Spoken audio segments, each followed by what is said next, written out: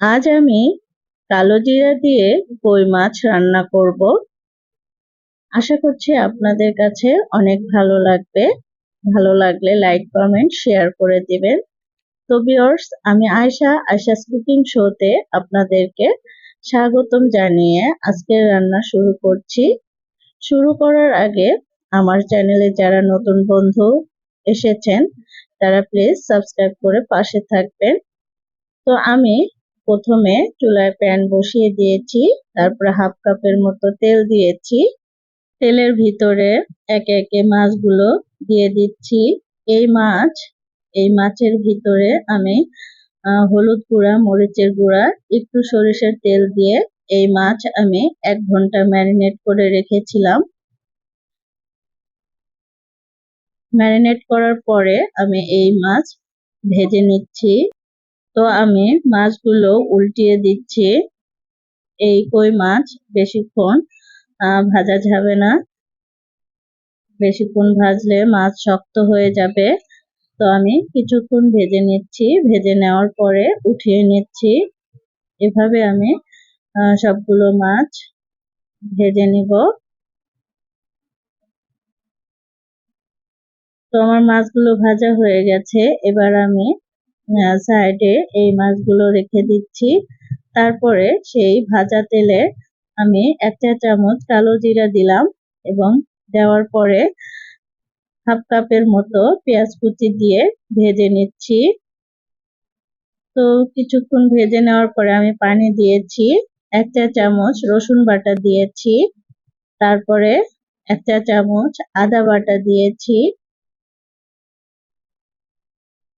এবং 1.5 চা চামচ ধনিয়া গুঁড়া দিচ্ছি। ধনিয়া গুঁড়া দেওয়ার পরে নেড়ে দিচ্ছি এবং তারপরে দিয়ে দিচ্ছি হলুদ গুঁড়া হাফ টিস্পুনের মতো এবং মরিচের গুঁড়া 1.5 চা চামচ। আপনারা আপনাদের মতো ঝাল দিয়ে নেবেন। তো তারপরে দিয়ে দিচ্ছি কয়েক পিস টমেটো স্লাইস। এখানে আপনারা টমেটো পিউরি দিতে পারেন বা টমেটো বাটা দিতে পারেন। তো অল্প একটু পানি দিয়ে দিলাম যাতে মশলা না পুড়ে যায়।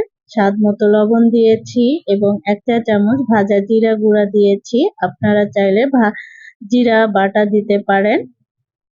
তো এবার আমি এই মশলা ভালোভাবে কষিয়ে নিব। ভালোভাবে কষানোর পরে আমি মাছগুলো একে একে দিয়ে দিচ্ছি।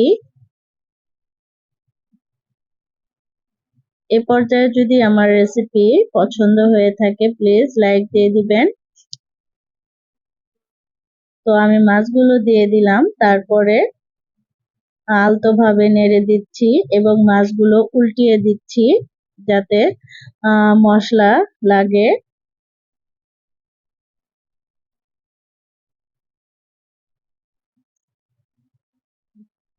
এভাবে আমি কিছুক্ষণ রান্না করব। রান্না করার পরে আমি পানি দিয়ে দিব। তো পানি দেওয়ার আগে আমি কিছুক্ষণ কষিয়ে নিব মাছ।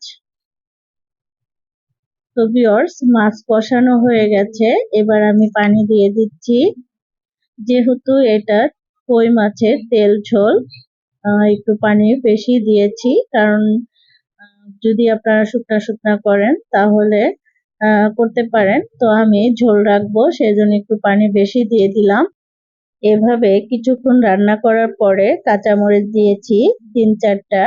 দেওয়ার পরে আবারও কিছুক্ষণ রান্না করে আমি এই তরকারি নামিয়ে নিয়েছি। আমার ভিডিওটি ডিলেট হয়ে গেছে, সেজন্য আপনাদেরকে আমি পুরো রান্নাটি দেখাতে পারছি না। I am sorry. তো ভিউয়ার্স, আজকের মতো এখানেই শেষ করছি। দেখা হবে নেক্সট অন্য কোনো ভিডিও নিয়ে। আপনারা ভালো থাকবেন, সুস্থ থাকবেন। আসসালামু আলাইকুম। আল্লাহ হাফেজ।